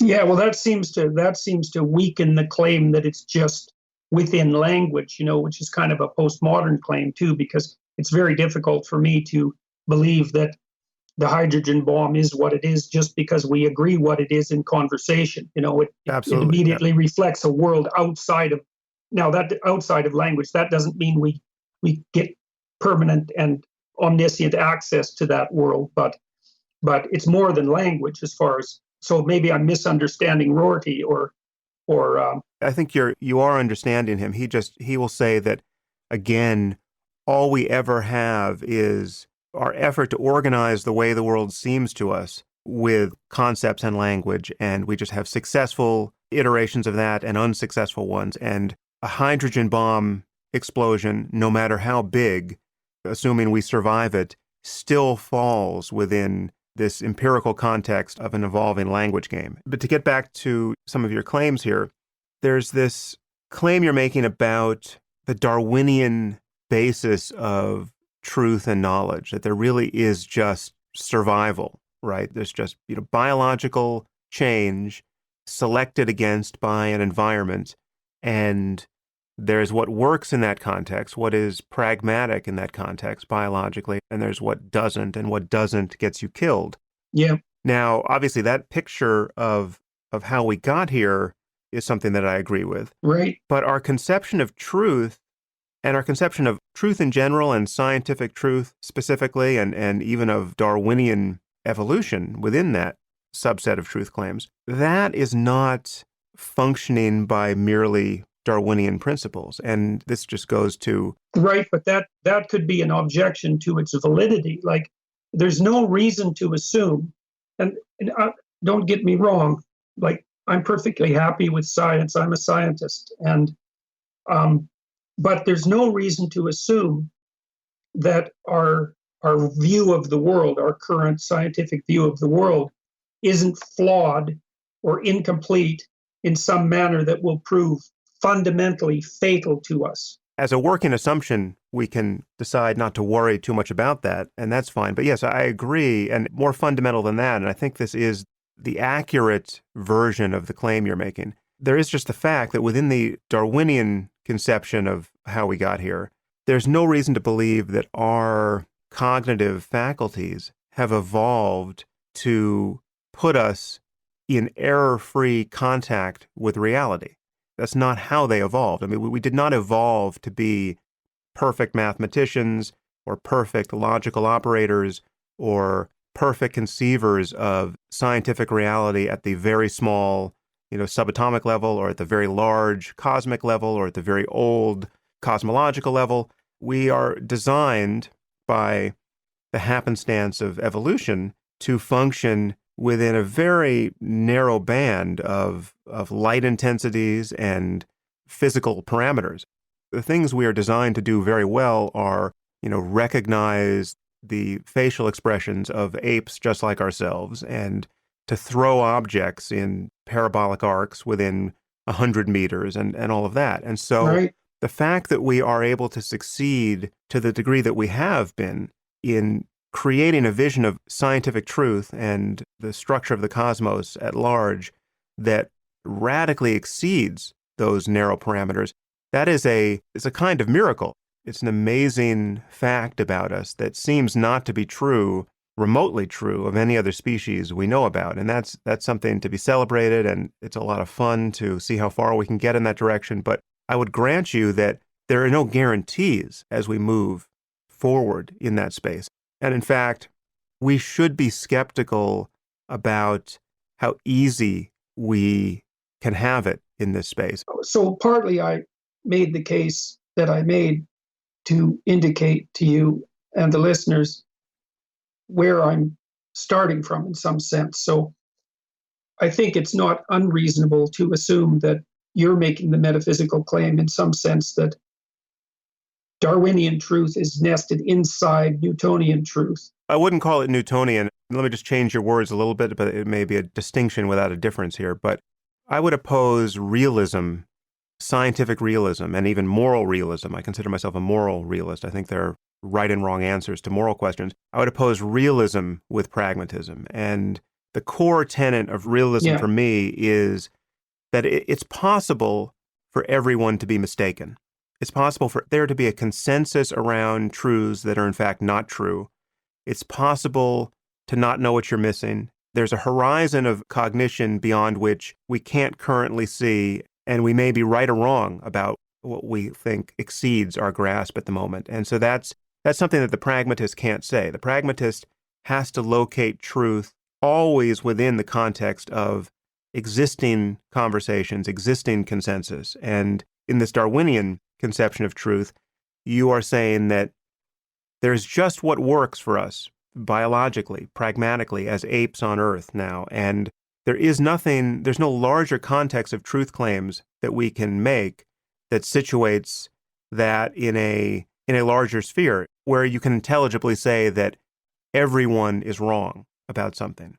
Well, it's complicated, and I wouldn't say I'm saying exactly that. I certainly don't agree with the language game part of it.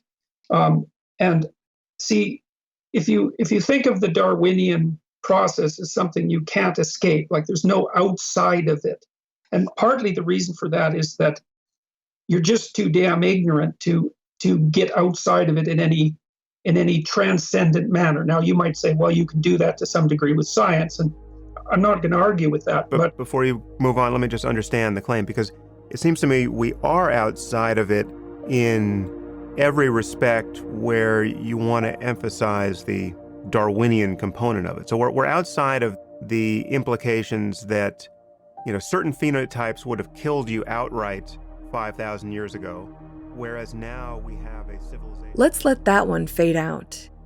Hopefully you found some threads to follow in that episode if it was your first time, or perhaps our lead-in helped you hear it in a new way if this wasn't your first listen.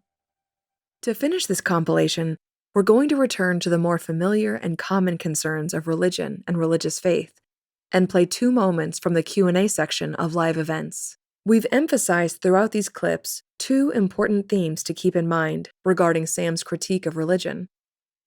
One theme is that he doesn't shy away from criticizing specific beliefs. The other theme is that Sam's ire for religion comes from a place of empathy toward its deepest spiritual goals.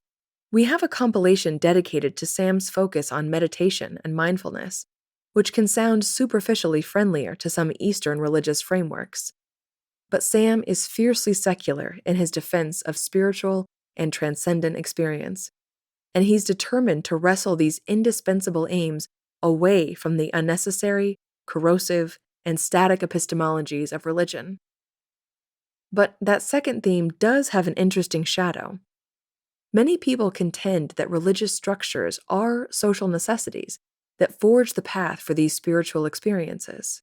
They have rich histories of tradition, song, food, games, and art that bind people to something meaningful and can't be haphazardly erased without personal and societal disaster. Sam was presented with this precise type of challenge in the Q&A section of a solo live event that he hosted for his book, Waking Up, in 2014. My question has to do with the project of creating a secular institution of spirituality. And it seems to me that the creation of the moral teamwork and community that happens in religion is part of the diamond and not part of the dunghill. And I'm wondering, when you think about that, this project that lies before us of creating cultural institutions that have rites of passages and buildings to go to on Sundays and so on, could you just talk about what are the issues that come up for you, or what your vision looks like when you think about that project? Yeah, it's a big project. I don't know. I mean, on one level, it's money. I mean, so it's just imagine what it would take to build a beautiful building in San Francisco that was dedicated to whatever this vision is. I mean, we name this thing, and then we now all of us here and all of our friends decide, well, we want to build a building. Okay, it's a huge project, and the amazing thing is that you can't walk for 2 minutes without running into a church or a synagogue or a mosque. So that, religions have done this, and it's just amazing. So we don't have. It's a generational project, but we have piecemeal ways of getting it, and I think we have to notice that those piecemeal ways are surrogates for what people are getting out of religion. So you have like a conference like TED, which is, great and fun and brings a lot of people together, and smart things are talked about, and then it gets disseminated, and that's, I would love it if we had a sort of a mini TED conference in every city, every Sunday, in 100 different buildings. I mean, that would be, and you could make it better than a TED conference, where you could make it slanted in more toward this area than just, the usual TED fair. But it would be great to have a building that you could go to where every Sunday you get together with like-minded people and something incredibly profound and interesting was being talked about, and then you could all hang out for a few hours, that would be great. There are many pieces to this, but the pieces are not in place. And I think, having rituals that mark different moments in life that are not religious, but totally rational and yet empowering, I think we need those things. You need a rite of passage. Instead of a bar mitzvah or a bat mitzvah in Judaism, I think you need a rite of passage for teenagers that just is incredibly important for them, that doesn't presuppose any divisive religious nonsense. But the task is for rational people everywhere to create those things. We're sort of left having to do it ourselves at this moment, and that's we don't have the problem for secular people, and this is just a hole in secularism, is that we don't have a canon of off-the-shelf material. So when somebody dies, right, who do you call when you're an atheist? So a lot of people find themselves calling a rabbi or a priest and just asking him to dumb it down, so that it's like, we don't believe this, she didn't believe this, so just don't mention God, but we're really happy you came because we don't know what the hell to do. And that's the situation we're in. I think it's something we need to solve. So, but that does take some effort. Yeah. The social and structural significance of religious institutions is difficult to dismiss, and it's important to acknowledge that its rapid elimination could create a vacuum that's not guaranteed to be filled by beauty, philosophy, and peace. Certainly, many contemporary commentators are considering this factor to forecast a potentially volatile moment in society and a rapid expansion in pseudo-religious political ideologies worldwide. But our very last clip is a question that takes this concern to a deeply personal level. This comes from an event in Australia in 2012. This questioner seemed to have recently shed her religious belief in something like faith in the godly meaning and control of events. This is sometimes referred to as the problem of evil in philosophy, or more colloquially, the familiar expression, why do bad things happen to good people? For a believer in divine, compassionate wisdom, events like drive-by shootings, childhood cancers, hurricanes, genocides, and car accidents are said to be mysterious and wrong only to us. But in the mind of God, ultimate judgment and compassionate order persist, and we can sleep easier knowing that God has a plan to sort out all the injustice in the end.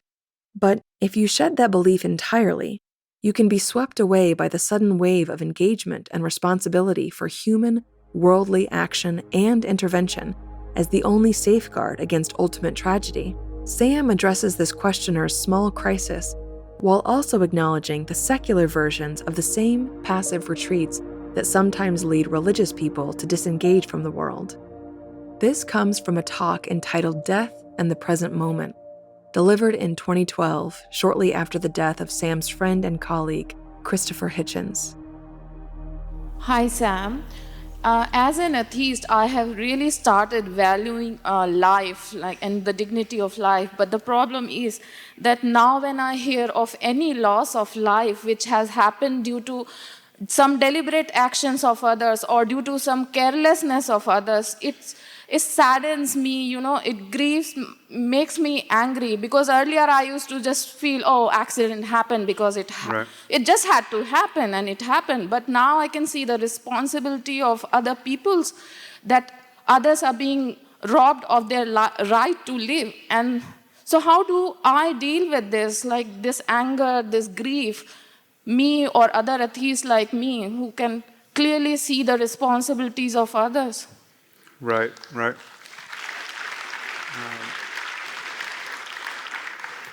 Well, as I said, the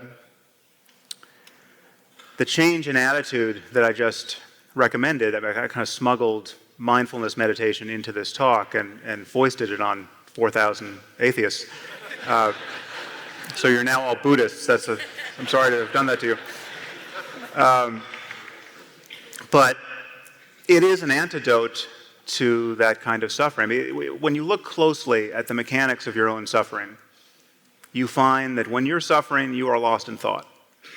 Now, that may seem like the pushback you immediately get from that is that, well, some things are worth suffering over. You mean to tell me that, my child dies and I could stop suffering if I just, break the spell of thought? Yes, to some degree. I mean, but it's damn hard to do when the bar is set that high, when you're dealing with the death of someone close to you. But it is the experience so the thing you just did for 5 minutes is something that I have done. I've gone on retreat for weeks and months at a time, and in silence for 18 hours a day, just did that exercise. And so it takes a long time to realize how much thought is clouding your experience of the present moment, and how much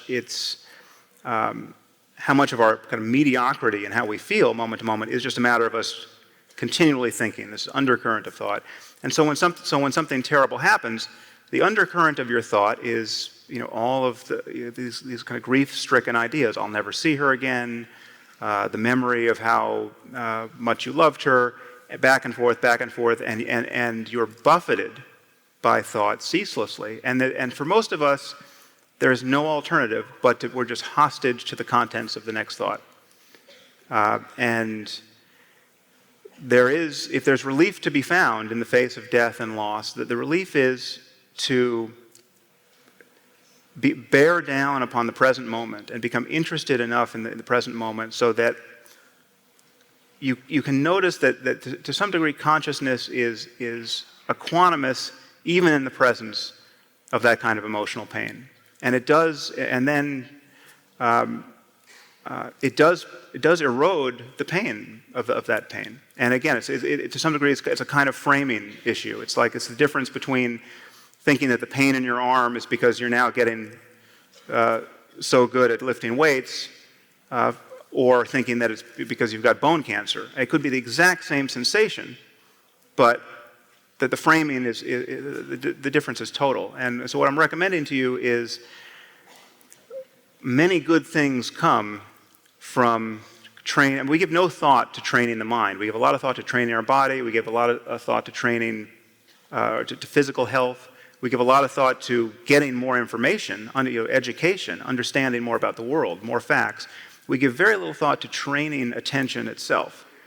And one of the dividends paid, and there's a fair amount of neuroscientific research on this point, on specifically the point of mindfulness meditation, is that emotional self-regulation and many cognitive improvements, many good things happen when you can actually just drop your stress and the automaticity of thinking for a moment and just be aware of the next sensation, the next thought, the next moment of a mood. And there's just our experience is a flow in the present moment, and there's relief to be found there, but it can be kind of hard won. It takes training. It takes a commitment to not merely brooding and thinking, and that's again. And that's, I'm not discounting the utility of thought, and I'm not discounting the importance of sorting out the world. There's a quietistic bias among meditators that I think is completely dysfunctional. And we don't want a culture of people who are not engaged and not trying to improve the world. But if there's any kernel of truth in the religions we so deplore, and they are just a carnival of errors, the truth is that it's possible to sink into the present moment in such a way as to find it sacred and to cease to have a problem. And that's just a fact for which there's so much testimony, and unfortunately most of the testimony is contaminated with religious bullshit. So that's where we go.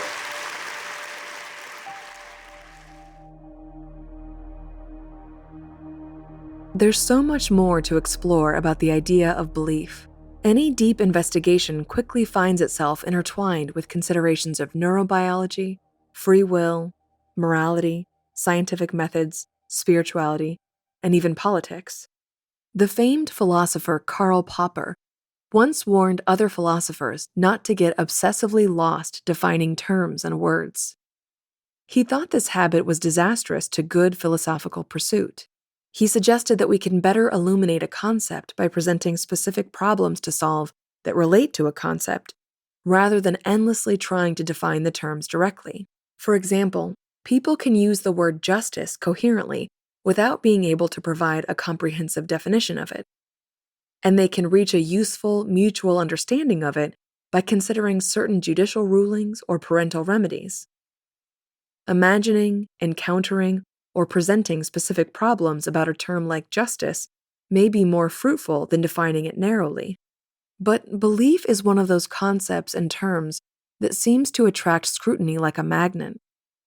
It seems to cry out to be taken seriously and have its sacred persona respected, while issuing a warning to tread lightly so as not to disturb some unquestioned ground upon which meaningful and important societies and psychologies stand. But it also seems to simultaneously declare itself to be aloof, unaffected, and unbothered by the persistent flying arrows of scientific falsification. Perhaps all of us secretly want our beliefs to be true and to survive the barrage of scientific critique, and this attitude of indifference is only a front for a threat, a warning against science looking behind the curtain. For a few of the stories we included in this compilation, including mine, the process of dismantling or crumbling a belief system begins with allowing it to be exposed to the scientific challenge of explaining reality. But you also heard Peterson offer a different defense of belief and truth with his applied pragmatism. A belief is a kind of fact claim about reality that can have pragmatic value, even if it's not true or not meant to be taken literally. For example, carrying a belief around that every gun is loaded might be a really good idea. Does this make it true enough to contain some truth to it in a pragmatic sense? An author like Peterson might argue for that conception of truth, and he may argue for the same kind of pragmatic conception of truth when it comes to carrying around religious beliefs, if one considers a life without them to be as dangerous and unsurvivable as Russian roulette, a position he is sympathetic to as someone who urges against atheism. Sam, of course, thinks that this twisting of the word truth badly confuses things, and that religious truth claims about history, the physical world, and the insistence on a metaphysical world need to be parsed carefully and identified as literal or metaphorical truths. What does it mean to believe that Muhammad rode to heaven on a winged horse? Or to believe that Jesus rose from the dead after 3 days and ascended into heaven? Or that Noah put 2 of every animal on an ark that survived a flood that God sent to cleanse the world? Are these actual claims about history that are in the same category as a belief that Abraham Lincoln was assassinated?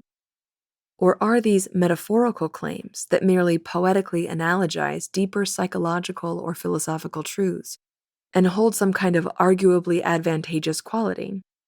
Being clear about this difference is something that Sam advocates for, and that advocacy may be rooted in his consequentialism. If we identify a deeply held belief as something that someone protects or assumes to be true, which then motivates one's behavior, then many impactful and potentially destructive actions are justifiable. If one has a specific, deeply held belief about the fate of souls in the afterlife, one might deeply justify aggressive proselytizing or even suicide bombing, and they would hold these actions to be entirely consistent with moral activity. It's important to know whether the underlying belief is a literal truth claim or a metaphorical one, in order to inform our sometimes urgent and massively consequential intervention. We titled this compilation Belief and Unbelief to emphasize the personal stories of shedding belief systems, but it could have just as easily been titled Belief versus Truth, or even Belief versus Theory. Theory is a word that one of the people you heard from, Richard Dawkins, doesn't love to use because of the confusion that can come along with its common usage, which suggests that it's something as flippant as a mere guess. But in philosophical and scientific terms, a theory is something much more impressive than a simple guess. And paradoxically, a theory can celebrate its impressiveness because it's inherently exposed to efforts to falsify it. In other words, it gets its power precisely from its existential uncertainty. But existential uncertainty can sound like a difficult psychological state of loneliness. It can present atheism as the admission of being a cosmic orphan in a chaotic existence.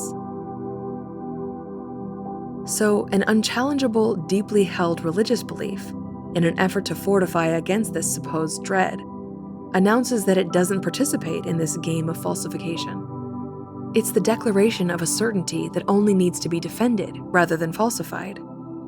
For certain religious apologists, this position is necessary and has pragmatic truth. For other true believers, the pragmatism plays much less of a role than insistence on the inherent, literal truth claims in the doctrine. But as we hope we've displayed, Sam tries to engage in this struggle with a high degree of awareness of the place that religion, and even generic individual belief, play on a personal and civilizational level. He also isn't the first famous atheist to try to toe this line. Perhaps the most famous three-word quote in written atheistic philosophy comes from Friedrich Nietzsche, when he wrote in 1882 that God is dead.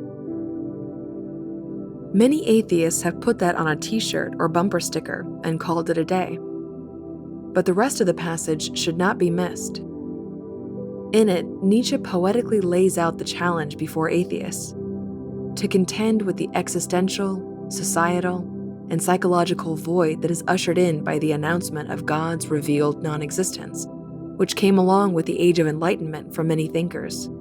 Nietzsche's full statement goes like this: God is dead. God remains dead, and we have killed him. How shall we comfort ourselves, the murderers of all murderers?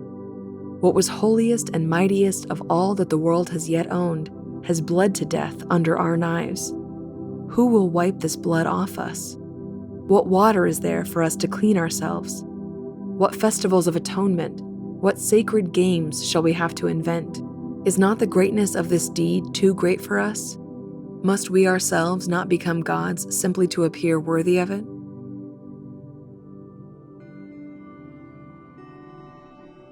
Sam has taken Nietzsche's challenge to heart and poured much of his effort into developing meditative tools, practices, mindsets, and lessons to try to approach the greatness of that deed. If belief is an understandable but hollow clinging to ultimate certainty, then unbelief is the beginning of stepping into an unknown, messy world, and the infinite process of problem-solving, truth-seeking, and meaning-making. Speaking as someone who has moved from belief to unbelief, I can endorse the shift as profoundly important and horizon-expanding. And even if the personal and social aspects aren't always easy, falling in love with the endless exploration of existence, armed only with the uncertainty of scientific theory and boundless curiosity, is something I cherish. And having Sam's public efforts to make sense of the world available doesn't hurt either. Here is suggested reading, listening, and watching on the subject of belief and unbelief. The episodes of Making Sense featured in this compilation were episodes 81, 12, 175, 105, 62, and 61. As always, we recommend listening to the full episodes, as they cover much more ground than was included here. But it's especially important with these episodes, as we were only able to include a small part of the intricate personal stories. As we mentioned, there are several other Making Sense episodes that would have fit in with this subject. To name just a few, Sam spoke to Richard Dawkins about evolution and atheism live on stage in episodes 57 and 60. He's spoken about Islam with Ayaan Hirsi Ali, Shadi Hamid, and Majid Nawaz in episodes 50, 55, and 59. Sam also spoke about political emergencies related to Islam with Graham Wood, Fareed Zakaria, and Douglas Murray in episodes 82, 83, and 85. The grouping of these episodes on a certain trend of belief speaks to Sam's aforementioned consequentialism, where he tends to focus on the seemingly most impactful ideologies of a given moment. He spoke to Kurt Anderson on America's history of myth and fantasy shortly after the 2016 election, which opened up the topic of political religions. That was episode 103, American Fantasies. Sam did have a second conversation with Jordan Peterson in episode 67, where they tried to pull themselves out of the definitional quicksand. In episode 139, he spoke to Bill Maher and Larry Charles, who made the film Religulous. We could go on, but this list should be plenty to get you going.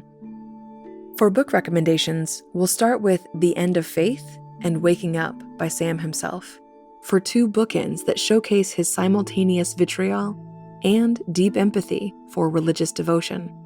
For two memoirs, I wrote a book entitled Unfollow, a memoir of loving and leaving the Westboro Baptist Church. Yasmine Mohammed self-published a book she titled Unveiled, How Western Liberals Empower Radical Islam, which not only tells her personal story, but, as the subtitle suggests, displays her frustration with Western feminism's abandonment of women subjugated in cultures deemed to be victims of Western hegemony. Sarah Hairder does most of her writing on her Substack newsletter called Hold That Thought. We also recommend checking out and supporting her organization, Ex-Muslims of North America. Matt Dillahunty tells his story along with fellow prominent atheist and former believer Seth Andrews in a book they titled Deconverted, A Journey from Religion to Reason. Richard Dawkins has written a slew of relevant books, including The God Delusion and Outgrowing God. He and Sam also recently released a book called The Four Horsemen, which looks back at their initial collaboration and now minorly famous fireside chat in 2007, along with Christopher Hitchens and Daniel Dennett. We'll also recommend two books from authors who were not included in this compilation. The prolific Alain de Botton has a book entitled Religion for Atheists, which advocates for secular-minded people to learn from the techniques of religious practice. And Sasha Sagan has a beautiful book which puts much of those techniques into practice. Of course, there is much to find in classic philosophy on the subject of God and atheism, from Epicurus, Spinoza, John Stuart Mill, and David Hume, just to name a few. The famous God is Dead passage comes from Friedrich Nietzsche's The Gay Science in 1882. If you want to give a Richard Rorty book a shot and imagine Sam persistently arguing with him, you might try his 1979 book, Philosophy and the Mirror of Nature, which was Rorty's attempt to dismantle objective notions of truth. Objective truth being something that's central to Sam's moral philosophy. From the film world, we'll recommend the 1997 film Contact, which was based on a book of the same name written by Carl Sagan in 1985. And we can't forget the classic 1968 film by Stanley Kubrick, 2001: A Space Odyssey, which is still one of the best conversation pieces out there. There are countless documentaries to recommend, but I personally have to cringe a little while recommending Louis Theroux's The Most Hated Family in America from 2007, which features my family and me at a time when I was deep in the throes of the ideology of the Westboro Baptist Church. We'll also recommend Bill Maher's Religulous, Jesus Camp, Marjo, and An Honest Liar, which followed the life of the magician James Randi. For a look at the American legal battle that set a precedent regarding the separation of church and state, we recommend a 2010 documentary entitled The Lord is Not on Trial Here Today, which details the story of Vashti McCollum, who challenged the practice of religious teachings being implemented at her son's public school in 1944. The 8-1 Supreme Court ruling in her favor 4 years later seems vulnerable to intense reinterpretation at the time of this writing. There are a lot of great video essays on YouTube in the genre of inspiring humanistic atheism. We'll share two of our go-to videos from the last decade. One is a video titled Science Saved My Soul by a user named Phil Hellenis, and the other is a video entitled A Universe Not Made for Us by the legendary Carl Sagan. This episode was edited, compiled, and written by Jay Shapiro, and read by me, Megan Phelps-Roper.